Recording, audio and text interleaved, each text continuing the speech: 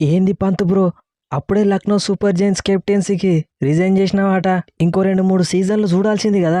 ఇంకో 2-3 సీజన్లు చూస్తే ఐపీఎల్ మీరు చూడ్డానికి నేనే ఉండా. ఎట్లా కెప్టెన్సీ చేసినావు రాహుల్ అన్న ఈ టీంకి 3 సంవత్సరాలు?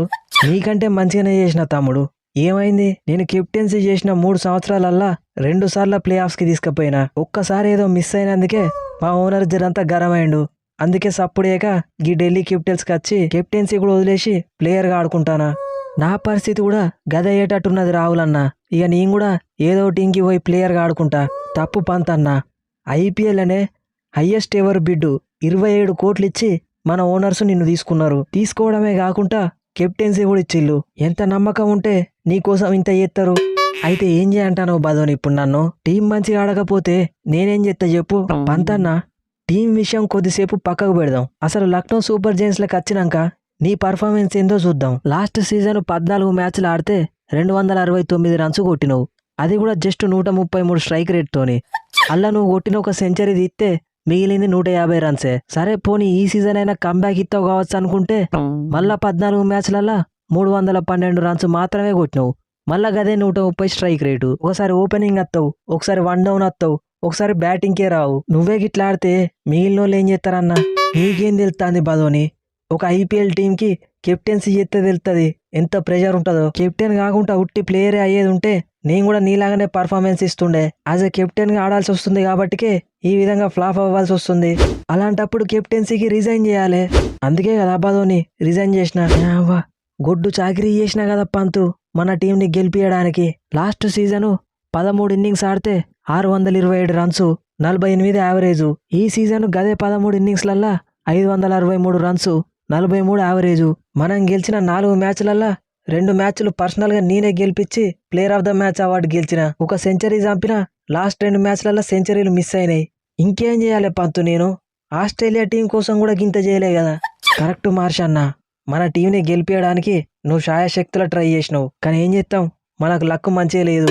అట్లా అనుకుంటే నేను లాస్ట్ సీజన్ పంజాబ్ కింగ్స్కి 11 ఇన్నింగ్స్ ఆడితే 278 రన్స్ కొట్టిన. కానీ ఈ సీజన్ లక్నో సూపర్ జైంట్స్కి 5 ఇన్నింగ్స్లలోనే 268 రన్స్ కొట్టిన, 53 యావరేజు. నేను మార్షు రన్స్ కొట్టుడు, నువ్వు పూర నచ్చి లాస్ట్కి మ్యాచ్ మింగిచ్చుడు. గిట్లయితే అస్సాం ట్రైన్ ఎక్కకపోతే ఏం చేస్తాం? ఇంగ్లీషు కొత్తగా వచ్చి ఒక్క సీజన్ పర్ఫార్మెన్స్ చేయగానే అయిపోయింది అనుకుంటానవా? నేను ఈ సీజన్ ఫ్లాప్ అయి ఉండొచ్చు, కానీ లాస్ట్ సీజను 524 రన్స్ చంపిన విత్ ఆల్మోస్ట్ 200 స్ట్రైక్ రేటు. ఈ సీజన్ ఏం చేసినావు పూరను? 14 మ్యాచ్లు ఆడితే 234 రన్సా? నీకంటే 5 మ్యాచ్లు ఆడినా నేనే ఎక్కువ రన్స్ కొట్టినా కదా. Average 18, strike rate 127. అసలు ఒక T20 ప్లేయర్కి ఉండాల్సిన స్టాట్సేనా ఇవి? పంత్ కంటే దారుణంగా ఉన్నాయి కదా స్టాట్స్ నీ. నెక్స్ట్ సీజన్ చూపిస్తా ఇంగ్లీషు గీ నికోలస్ పూరాను బ్యాటింగ్ ఎట్లుంటుందో.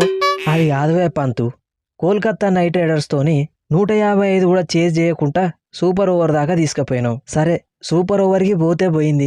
సూపర్ ఓవర్లో ఎవరిని పంపించాలి బ్యాటింగ్కి? మంచి ఫామ్లు ఉన్న నన్ను పంపించాలి, ఆయుష్ బదేనునో ముకుల్ చౌదరినో పంపించాలి. కానీ నువ్వేం చేసినావు? ఏదో 6లు కొట్టేటోళ్ళ లెక్క నువ్వు పూరాను పోయి ఒక్క రన్ను కొట్టి అవుట్ అయ్యలు. సూపర్ ఓవర్లు ఎవరన్నా ఒక రన్ను కొడతారా తమ్ముడు? కరెక్ట్ మార్షన్న. వాస్తవం చెప్పాలంటే ఆ రోజు సూపర్ ఓవర్లో నేనున్న పూరాను కాకుండా నిన్ను బదోనినన్నా ముకుల్ చౌదరినన్నా పంపించాల్సింది. కనీసం మక్రమన్నను పంపించినా కానీ 4లు కొడుతుండే కావచ్చు. మరి లేకపోతే నన్ను ఆ మ్యాచ్లో పంపించేది ఉంటే సినిమా వేరే ఉంటుండే. అంతకుముందు గిదే కేకేఆర్తో జరిగిన మ్యాచ్లా ఓడిపోయే మ్యాచ్ గెలిపించిన. 27 బాల్లల్లా 54 రన్స్ కొట్టిన, 7 6లు చంపిన. అలాంటిది నన్నే సూపర్ ఓవర్కి పంపించలేదు. ముకుల్ తమ్ముడు, నీ మనస్సాక్షితో చెప్పు, నువ్వు ఆ ఒక్క మ్యాచ్లో తప్ప ఇంకేదన్నా మ్యాచ్లో ఆడినావా తమ్ముడు? ఆ ఒక్క మ్యాచ్లో ఎంఎస్డి రేంజ్లో పర్ఫార్మెన్స్ ఇచ్చి మిగిలిన మ్యాచ్లు అన్ని ఫ్లాప్ అయినావు. మనం గెలిచిందే 4 మ్యాచ్లు, అలా ఒకటి నేను గెలిపించిన. ఇంకేం చేయాలి?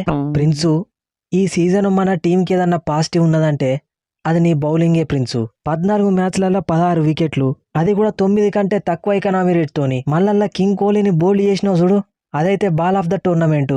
Nice bowling. మనం ఏ టీంలో ఉన్నామన్నది కాదన్నా, పర్ఫార్మెన్స్ ఏ రేంజ్లో ఇచ్చినావన్నదే మ్యాటరు. నెక్స్ట్ సీజన్ చూడు ఈ ప్రిన్స్ యాదవ్ వేసే బౌలింగ్ ఎట్లుంటుందో. మయాంకు 11 కోట్లు పెట్టి నిన్ను రీటైన్ చేసుకుంటే 3 మ్యాచ్లు ఆడినావు. ఆ 3 మ్యాచ్లల్లా 2 హాఫ్ సెంచరీలు కొట్టినావు. 30 లక్షలు తీసుకున్న ప్రిన్స్ యాదవ్ బౌలింగ్ ఎట్లేసిండు, 11 కోట్లు తీసుకున్న నువ్వెట్లేసినావు చెప్పు. అట్లా నప్పంతన్నా 3,40,00,000 తీసుకున్నా మార్షన్న పర్ఫార్మెన్స్ ఎట్లా చేసిండు, 27 కోట్లు తీసుకున్నా నువ్వెట్లా చేసినావు? నీ లాస్ట్ 2 సీజన్ల రన్స్ కలిపినా గానీ ఆయన ఈ ఒక్క సీజన్ కొట్టిన రన్స్ అన్ని కావు కదా. ఇక అవన్నీ ఎందుకు తీ మయాంకు, నీ పని నువ్వు చేసుకో, నా పని నేను చేసుకుంటా. ఎందుకువే పంతు మీ ఓనర్స్ని అట్లా ఇబ్బంది పెడతావు? పాపం నువ్వు ఒక్క మ్యాచ్ గెలిపిస్తే ఏదో టోర్నమెంట్ గెలిచినట్టు సంతోషపడతాడు ఆయన. అలాంటి ఓనర్ని కనీసం ఒక 5-6 మ్యాచ్లన్నా గెలిపించి సంతోషపెట్టలేకపోయినావు. మీరు కూడా గంత మంచి టీం పెట్టుకొని మాలాగానే 4 మ్యాచ్లే గెలిచిరు కదా రోహిత్ అన్న. మాది వేరే తమ్ముడు, మరి మాది కూడా వేరేనే. నీ పని మంచిగున్నది పంతు. ఏం చేయకుండానే 2 సీజన్లకు కలిపి 27 54 కోట్లు చంపినావు. ఇప్పుడు మెల్లగా వేరే టీంలోకి పోతావు.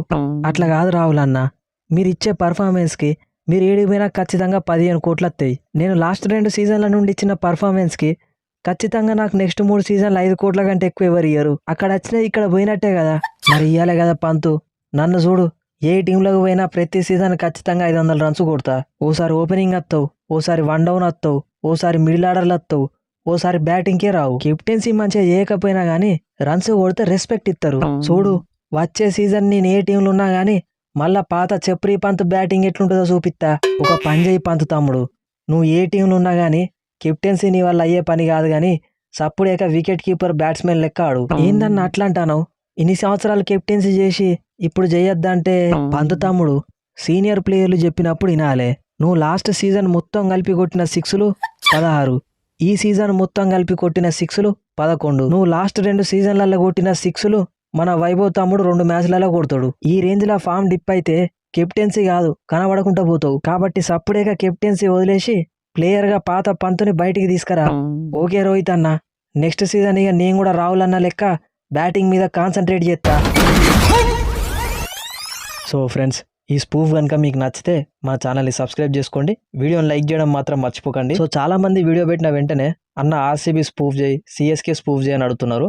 ఆల్రెడీ మనం ఆర్సీబీ, సిఎస్కే, ఎస్ఆర్హెచ్, పీబీకేఎస్ ఈ స్పూఫ్లు అయితే చేసినాం. వాటి వీడియో లింక్స్ మన టెలిగ్రామ్ ఛానల్లో ఉంటాయి. సో టెలిగ్రామ్ ఛానల్ లింక్ డిస్క్రిప్షన్లో ఇస్తున్నా. సో అక్కడ జాయిన్ అయి ఉంటే మీకు నేను వీడియో పెట్టగానే నోటిఫికేషన్ వస్తుంది. సో ఇప్పటికి కూడా ఆ స్పూఫ్స్ కావాలనుకున్న వాళ్ళు టెలిగ్రామ్ ఛానల్లో జాయిన్ కండి, అక్కడ మీకు లింక్స్ ఉంటాయి, అక్కడ నుండి చూడండి. ఇక మనలాగా స్పూఫ్ చేస్తూ మనీ ఎర్న్ చేసుకుందాం అనే వాళ్ళ కోసం ఒక 3 వీడియో ట్యూటోరియల్ అయితే రెడీ చేసిన. ఇంట్రెస్ట్ ఉన్న వాళ్ళు డిస్క్రిప్షన్లో ఉన్న ఇన్స్టా ఐడికి అయితే మెసేజ్ చేయండి. లక్నో సూపర్ జైంట్స్ సీజన్ స్టార్టింగ్లో టోర్నమెంట్లో మ్యాచెస్ని అన్ఇంట్రెస్టెడ్గా మార్చిన టీం ఏదైనా ఉన్నదంటే అది లక్నో సూపర్ జైంట్సే. లోవెస్ట్ రేటింగ్ వచ్చింది వీళ్ళు ఆడిన మ్యాచెస్కి. బట్ వీళ్ళ లాస్ట్ 4 మ్యాచ్లు చాలా ఇంట్రెస్టింగ్గా మారినాయి, ఎందుకంటే అవి టాప్ 4కి పోయే టీమ్స్ మీద ఎఫెక్ట్ అయితే చూపించేటివి.